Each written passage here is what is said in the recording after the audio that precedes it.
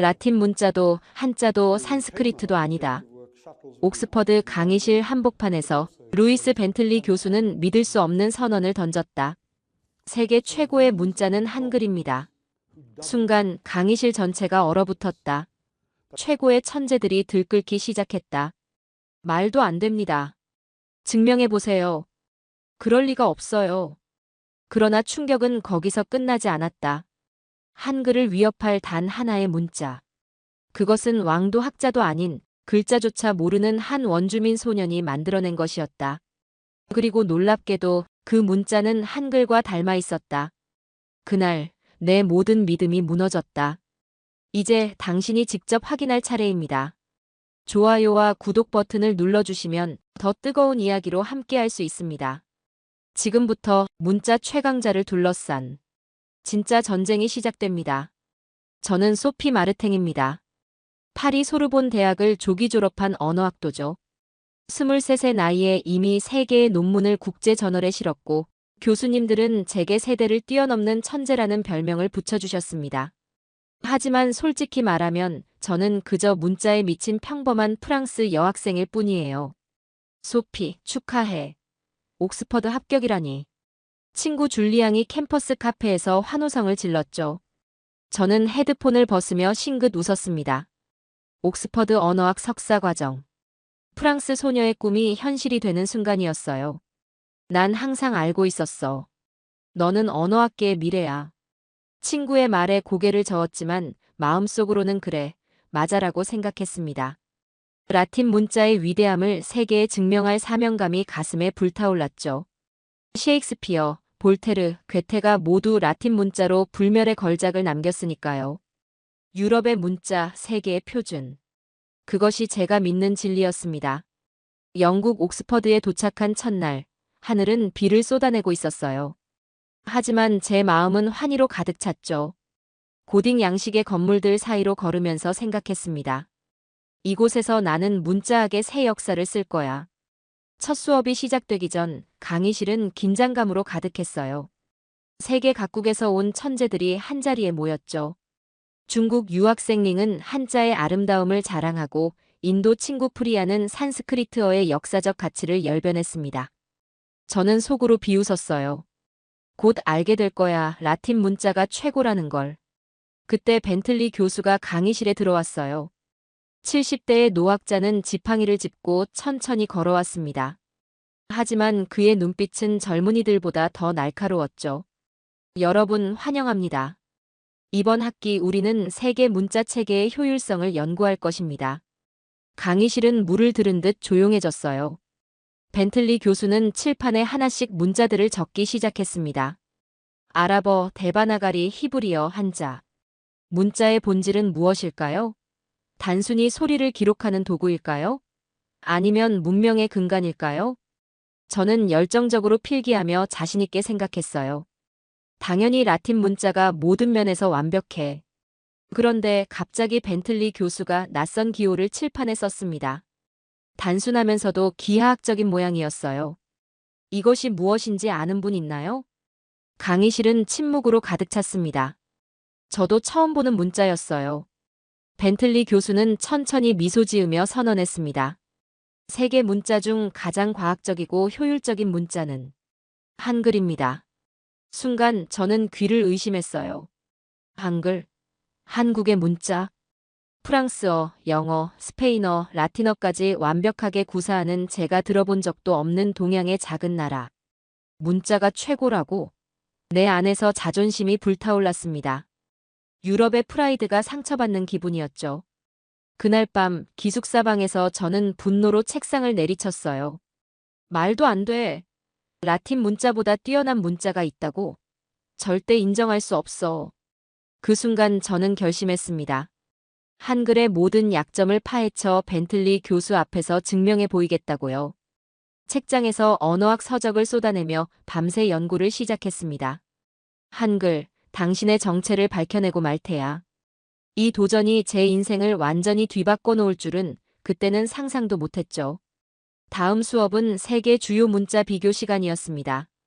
최전방 자리를 선점한 저는 전투를 앞둔 군인처럼 긴장했어요. 벤틀리 교수가 낡은 가죽 서류 가방을 들고 들어왔죠.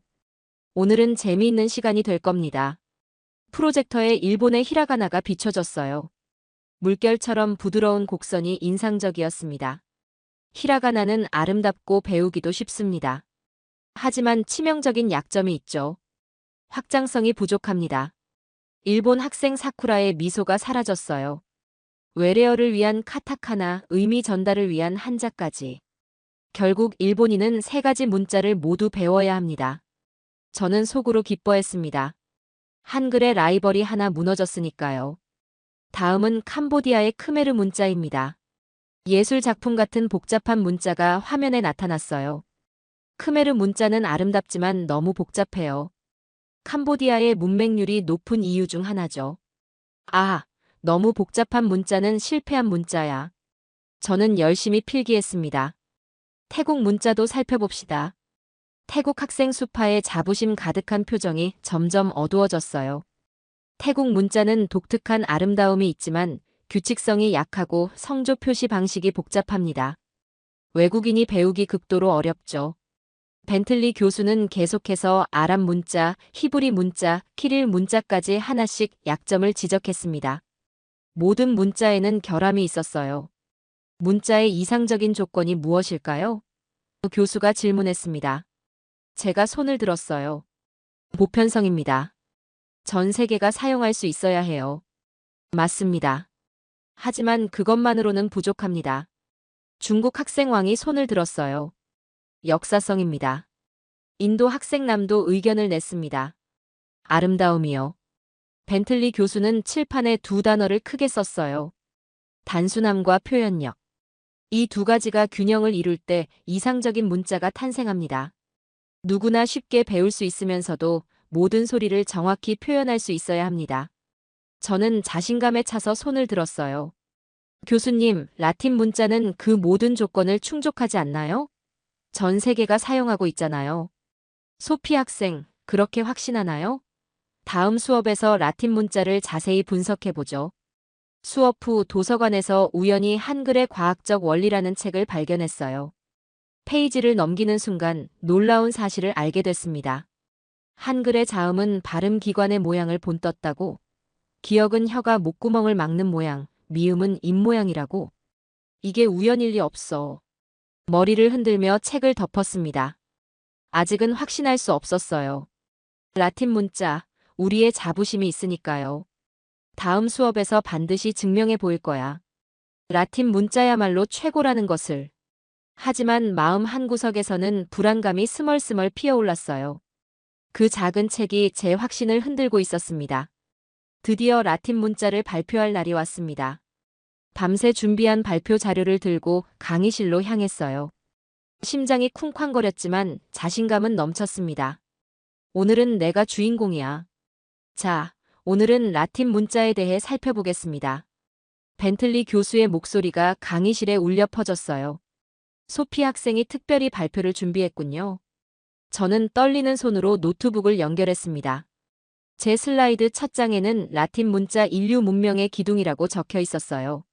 라틴 문자는 3000년의 역사를 가진 인류 최고의 문자 체계입니다. 제 목소리는 당당했어요. 고대 로마부터 현대 인터넷 시대까지 전 세계 60%가 사용하는 문자죠. 슬라이드를 넘기며 계속 말했습니다. 셰익스피어, 뉴턴, 아인슈타인 모두 라틴 문자로 인류의 지식을 발전시켰어요. 우리는 세계 문명을 이끌었습니다. 발표가 끝나자 몇몇 서양 학생들이 박수를 쳤어요. 성공했다는 생각에 가슴이 뿌듯했죠. 그런데 질문이 있습니다. 인도 학생 남이 손을 들었어요. 영어에서 수루와 터프는 왜 발음이 다른가요? 철자와 발음이 일치하지 않는 단어가 너무 많아요. 제 미소가 굳었습니다. 예상치 못한 질문이었죠. 맞아요. 벤틀리 교수가 끄덕였어요. 영어는 철자와 발음의 불일치가 심각한 문제입니다. 벌로니와 커널은 어떻게 발음하죠? 당황한 저는 말을 더듬었어요. 그건 역사적 이유가 있어요. 다양한 언어의 영향을 받았기 때문이죠. 정확합니다. 교수가 말했어요. 하지만 그것이 바로 약점입니다. 라틴 문자는 수많은 언어에 적용되면서 체계성이 무너졌어요. 교수는 칠판에 두 문장을 썼습니다. 아이바트 어 터프 도도. 이 문장에서 OUGH는 세 가지 다른 발음이에요. 강의실이 조용해졌습니다. 제 얼굴이 붉어졌어요. 읽는 대로 쓰지 못하는 문자는 디지털 시대에 치명적입니다. 벤틀리 교수의 목소리가 단호했어요. 인공지능, 음성인식, 자동 번역. 모두 발음과 철자의 일치성이 중요합니다. 제 발표가 산산조각 나는 기분이었어요. 라틴 문자의 자랑이었던 역사성이 오히려 약점이 되다니. 물론 라틴 문자는 위대합니다. 교수가 위로하듯 말했어요. 하지만 완벽하진 않죠. 특히 음소문자로서는 많은 결함이 있습니다. 수업이 끝나고 혼자 캠퍼스를 걸었어요. 가을 바람이 차갑게 느껴졌습니다. 평생 자랑스러워하던 라틴 문자의 약점을 인정해야 한다는 사실이 괴로웠어요. 도서관에 들어가 조용한 구석을 찾았습니다. 다시 한글의 과학적 원리를 펼쳤어요. 한글은 정말 철자와 발음이 완벽하게 일치한다고. 한글 자음, 기역, 니은, 미음은 발음 기관의 모양을 본떴고 모음 아, 어, 오, 우는 하늘, 땅, 사람의 철학적 상징을 담았다고. 이런 문자가 정말 존재한다고. 그날 밤 꿈에서 라틴 알파벳들이 저를 비웃는 모습이 보였어요. A, B, C가 춤추며 조롱했습니다. 우리는 내 생각처럼 완벽하지 않아. 아침에 일어나 거울을 봤어요. 평생 믿어온 확신이 흔들리는 기분이었습니다. 하지만 아직 희망은 있었어요. 세계에는 여전히 위대한 문자들이 많았으니까요. 산스크리트어 한자. 이들이 한글을 이길 수 있을 거라 믿었습니다. 벤틀리 교수의 다음 강의 주제는 고대 문자의 유산이었습니다. 저는 라틴 문자의 실패를 딛고 일어나 새로운 희망을 찾고 있었어요. 산스크리트어와 한자가 있잖아. 동양과 서양의 고대 문자들. 강의실에 들어서자 인도 학생 람이 자신만만한 표정으로 앉아 있었습니다. 오늘은 그의 날이었죠. 람은 산스크리트어 전문가로 5년간 고대 인도 문헌을 연구했다고 했어요. 오늘은 인류 문자의 보물, 산스크리트어와 한자에 대해 알아보겠습니다. 벤틀리 교수가 시작했어요. 람이 손을 번쩍 들었습니다. 산스크리트어는 완벽한 문법 체계를 갖춘 성스러운 언어입니다. 3000년 전부터 모든 소리를 정확히 표현할 수 있었어요. 슬라이드에 아름다운 산스크리트 문자가 나타났어요. 마치 예술 작품 같았죠. 람 학생 말이 맞습니다. 교수가 고개를 끄덕였어요. 산스크리트어는 의문학적으로 완벽에 가까운 체계를 갖추었죠. 그런데 한 가지 문제가 있어요. 지금은 어떻게 되었습니까? 람의 얼굴이 어두워졌어요. 현재는 일상어로 사용되지 않습니다. 정확합니다. 교수가 말했어요. 산스크리트어는 사어가 되었죠. 아무리 완벽한 문자라도 살아있지 않다면 무슨 의미가 있을까요? 저는 충격을 받았습니다. 산스크리트어마저도 탈락이라니. 다음은 중국 학생왕의 발표였어요.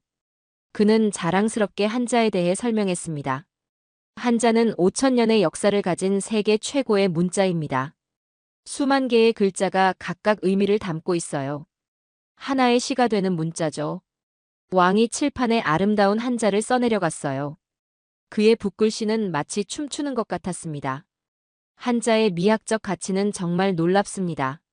벤틀리 교수도 감탄했어요. 하지만 실용성 측면에서는 어떨까요?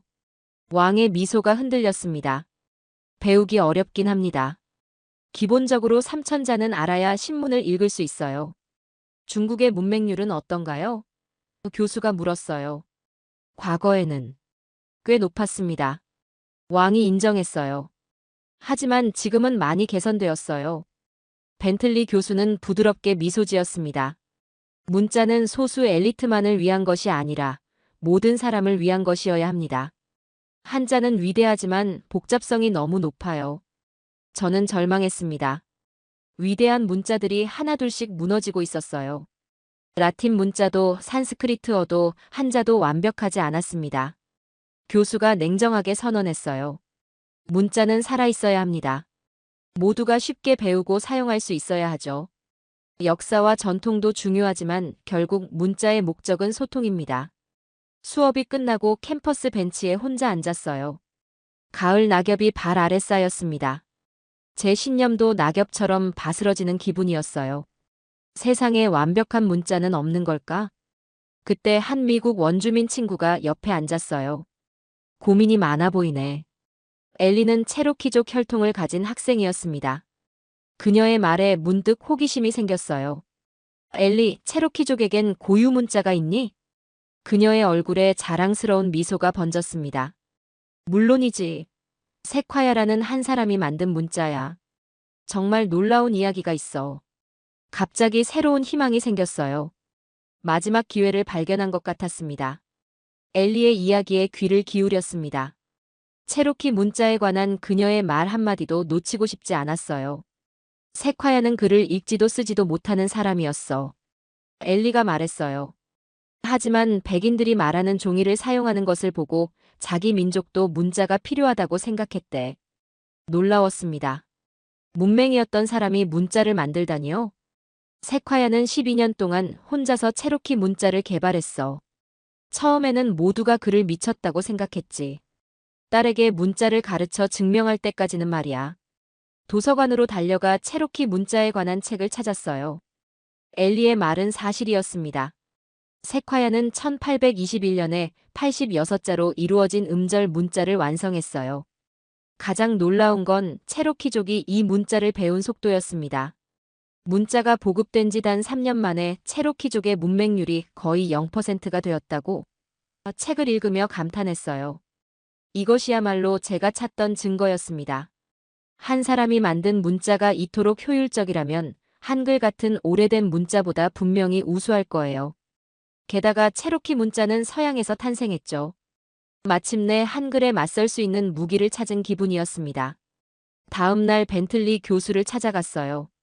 교수님, 체로키 문자에 대해 발표하고 싶습니다. 교수는 놀란 표정을 지었어요. 흥미로운 선택이군요. 다음 수업에 준비해 오세요. 밤새워 자료를 모았습니다. 체로키 문자의 역사, 구조, 그리고 무엇보다 놀라운 성공 사례까지. 단 3년 만에 문맹률 0%라니 이것이야말로 문자의 효율성을 증명하는 완벽한 사례였어요. 발표 전날 자신감이 넘쳤습니다. 이번엔 성공할 거야. 한글이 최고라는 벤틀리 교수의 주장을 뒤집을 수 있을 거야. 제 방을 찾아온 엘리에게 발표 자료를 보여줬어요. 그녀는 미소 지었지만 어딘가 망설임이 느껴졌습니다. 왜 그래? 뭐가 마음에 안 들어? 물었어요. 엘리는 조심스레 말했습니다. 발표는 완벽해. 하지만 한 가지 더 알아둬야 할 것이 있어. 뭔데? 현재 체로키 문자를 일상적으로 사용하는 사람은 많지 않아. 가슴이 철렁 내려앉았어요. 무슨 말이야? 현대 체로키족 중 유창하게 언어를 구사하는 사람은 2,000명도 안 돼.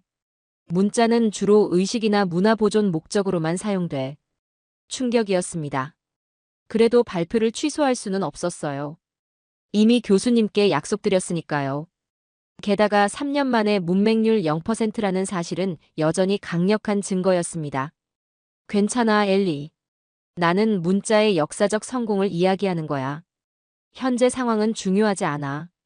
그날 밤 거울 앞에서 발표 연습을 했어요.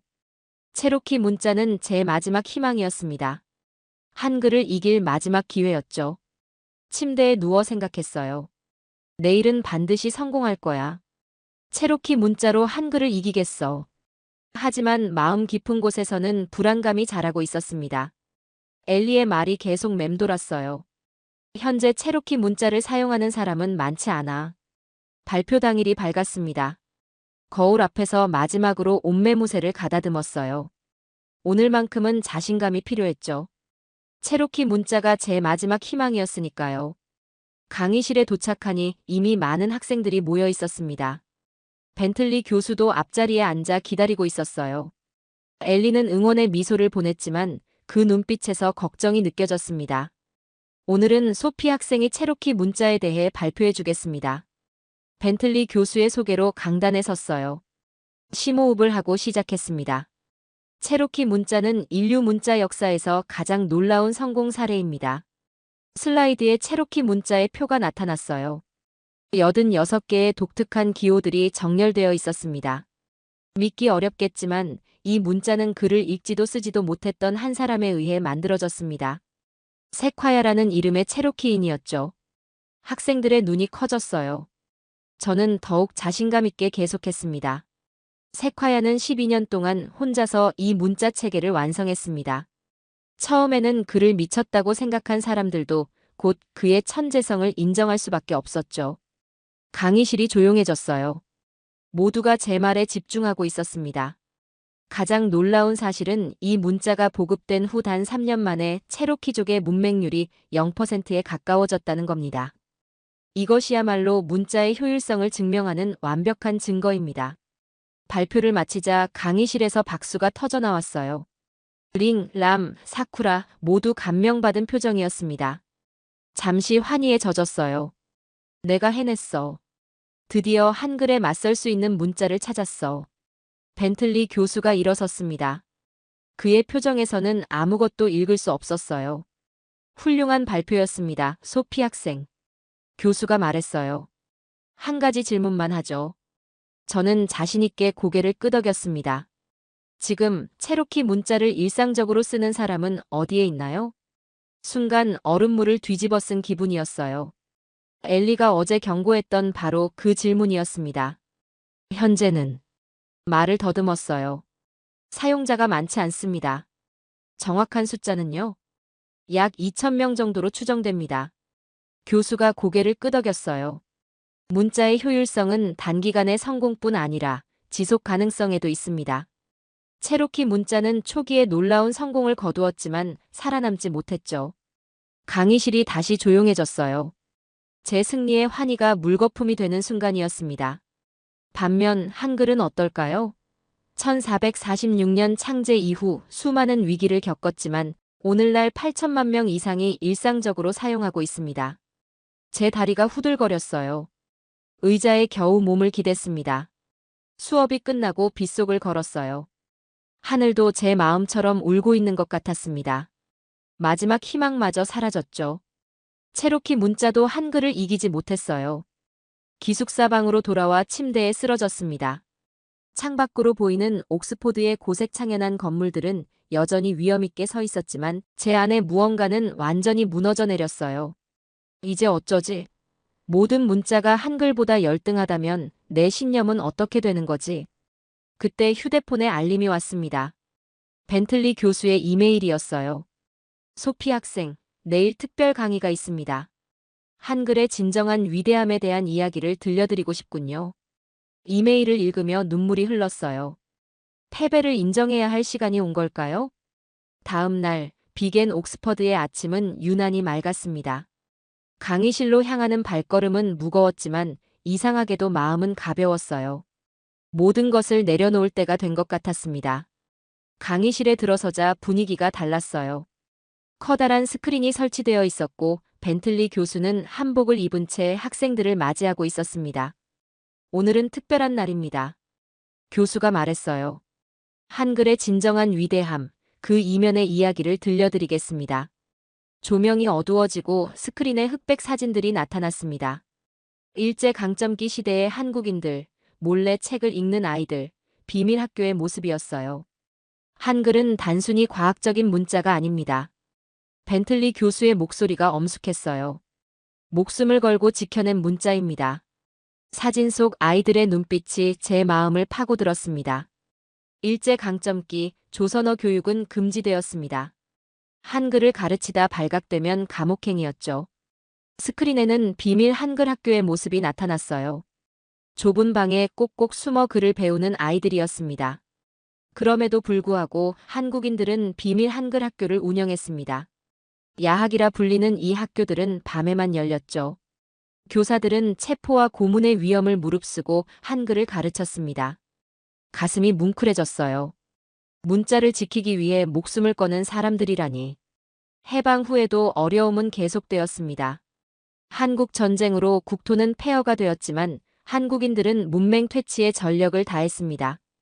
스크린에는 모래사장에 막대기로 글자를 쓰며 배우는 노인들의 모습이 보였습니다. 종이가 없어 모래사장에 글을 써가며 배웠습니다. 밤에는 공장 노동자들이 야학에서 한글을 익혔죠. 교수는 잠시 말을 멈추고 저를 바라봤어요. 소피 학생, 한글의 위대함은 단순히 과학적 구조에만 있지 않습니다. 그것을 지킨 사람들의 열정과 희생에 있습니다. 눈시울이 뜨거워졌어요. 지금까지 제가 얼마나 좁은 시각으로 문자를 바라보았는지 깨달았습니다. 현대에 이르러 한글은 디지털 시대에도 완벽하게 적응했습니다. 컴퓨터 자판, 스마트폰 입력 시스템, 인공지능 음성인식. 모든 분야에서 한글은 놀라운 효율성을 보여주고 있습니다. 스크린에는 세계 각국의 스마트폰 키보드가 나타났어요. 한글 자판이 가장 단순하고 효율적이었습니다. 그리고 무엇보다 한글은 유일하게 문자를 국경일로 기념하는 문자입니다. 매년 10월 9일 한국은 한글날을 국경일로 지정해 기념합니다. 정말 놀라웠어요. 문자를 국경일로 지정한 나라가 있다니. 문자는 단순한 기호가 아닙니다. 그것은 민족의 정신이자 혼이죠. 벤틀리 교수의 말에 갑자기 울컥했어요. 눈물이 볼을 타고 흘러내렸습니다. 그동안 제가 얼마나 오만했는지 깨달았어요. 수업이 끝나고 자리에서 일어날 수 없었습니다. 모두가 나간 후 교수가 다가왔어요. 소피, 괜찮나요? 고개를 들어 교수를 바라봤습니다. 교수님, 제가 틀렸어요. 한글은 단순한 문자가 아니었군요. 벤틀리 교수는 미소 지었어요. 그래요, 한글은 단순한 문자가 아닙니다. 그것은 민족의 혼이자 생존의 증표죠. 그날 밤 창가에 앉아 밤하늘을 바라봤어요. 제 마음속에서 무언가가 변하고 있었습니다. 라틴 문자에 대한 자부심은 여전했지만 이제 다른 문자들의 가치도 인정할 수 있게 되었어요. 그리고 한글. 그 작은 기호들이 담고 있는 거대한 이야기에 경외심이 들었습니다. 학기가 끝나갈 무렵 벤틀리 교수님은 마지막 과제를 내주셨습니다. 여러분이 가장 인상 깊게 배운 문자로 짧은 에세이를 써오세요. 내 책상 위에는 여러 언어책들이 쌓여 있었어요. 라틴어, 그리스어, 산스크리트어. 하지만 눈길은 자꾸 한쪽 구석에 있는 얇은 책으로 향했습니다. 한글 첫걸음이었죠. 손을 뻗어 책을 펼쳤어요. 처음 보았을 때는 이상하게만 보였던 기호들이 이제는 친근하게 느껴졌습니다. 기역, 니은, 디귿. 발음 기관의 모양을 본뜬 과학적인 글자들. 아, 오후. 하늘, 땅, 사람의 철학이 담긴 모음들. 깊은 숨을 들이쉬고 펜을 들었습니다. 한글로 첫 문장을 써보기로 했어요. 한글은 사랑입니다. 서툴고 어색했지만 가슴이 뭉클했어요. 이 작은 글자들을 지키기 위해 목숨을 걸었던 사람들이 떠올랐습니다. 비밀 한글 학교에서 떨리는 손으로 글을 배우던 아이들, 모래사장에 막대기로 글자를 그리며 배우던 노인들. 그날 밤 엘리에게 전화했어요. 나 한국 여행 가기로 했어. 정말? 언제부터 그런 생각을? 엘리가 놀라워했습니다. 한글을 직접 경험해보고 싶어. 한글을 만든 세종대왕의 동상도 보고 한글 박물관도 가볼 거야. 일주일 후 저는 인천공항에 도착했습니다. 한국은 상상했던 것보다 훨씬 현대적이었어요. 서울 거리는 반짝이는 네온사인과 한글 간판들로 가득했죠. 호텔에 짐을 풀고 첫 번째로 찾은 곳은 광화문의 세종대왕 동상이었습니다. 위엄 있는 세종대왕의 모습 앞에서 경외심이 느껴졌어요. 이 한 사람이 민족의 미래를 위해 새로운 문자를 만들었다니. 다음으로 국립한글박물관을 방문했습니다. 한글 창제 과정과 역사적 의미를 배우며 감동이 밀려왔어요. 특히 일제강점기 비밀 한글학교 재현 전시 앞에서는 눈물이 났습니다. 혹시 프랑스에서 오셨나요? 깜짝 놀라 돌아보니 젊은 한국인 안내원이 서 있었어요. 어떻게 아셨죠? 제가 물었습니다. 벤틀리 교수님의 제자 아닌가요? 교수님이 메일로 알려주셨어요. 프랑스에서 온 열정적인 학생이 곧 방문할 것이라고요. 웃음이 나왔어요. 교수님의 마음씨에 감동했습니다. 안내원은 저를 특별 전시실로 안내했어요. 거기에는 한글의 디지털 혁명에 관한 전시가 있었습니다. 한글이 어떻게 컴퓨터와 스마트폰 시대에 완벽하게 적응했는지 보여주는 내용이었죠. 한글은 디지털 시대에 가장 적합한 문자입니다. 모아쓰기 구조 덕분에 정보 압축률이 높고 자소 분리와 결합이 쉬워 프로그래밍하기 이상적이죠. 안내원의 설명을 들으며 고개를 끄덕였어요. 과학적 원리로 600년 전에 만들어진 문자가 현대 기술에 완벽하게 호환된다니 정말 놀라웠습니다. 여행 마지막 날 한강변 카페에 앉아 일기를 썼어요. 한글로 서툴게 적은 문장들이었지만 가슴이 뿌듯했습니다. 귀국 비행기에서 창밖을 바라보며 생각했어요. 제가 얼마나 변했는지. 옥스퍼드에 처음 갔을 때의 오만한 소피는 이제 없었습니다. 대신 다양한 문화와 문자의 가치를 인정할 줄 아는 겸손한 학자가 되어가고 있었어요. 파리에 도착해 첫 번째로 한 일은 벤틀리 교수님께 이메일을 보내는 것이었습니다. 교수님, 저는 이제 한글을 사랑합니다. 그리고 한글을 지킨 한국인들을 존경합니다. 라틴 문자의 자랑스러운 역사를 부정하지 않으면서도 한글의 위대함을 인정할 수 있게 되었습니다. 문자는 단순한 기호가 아니라 민족의 혼이라는 것을 한국에서 온몸으로 느꼈습니다. 오늘 저는 파리 소르본 대학의 강단에 서서 한글, 세계 최고의 문자 체계라는 주제로 강연을 합니다. 제 학생들의 눈에서 의심과 놀라움이 보이지만 곧 그들도 이해하게 될 거예요. 세종이 만들고 백성이 지켰고 이제 세계가 배우는 문자. 그 이름 한글. 제 강연을 이 문장으로 마무리하려 합니다. 그리고 마음속으로 다짐해요. 언젠가 저도 한글처럼 단순하면서도 깊이 있는 학자가 되리라고. 오늘 이야기 마음에 남으셨다면 구독과 좋아요 한번 눌러주시면 더 따뜻한 감동으로 다시 찾아뵙겠습니다. 감동 비행기 여기서 인사드립니다.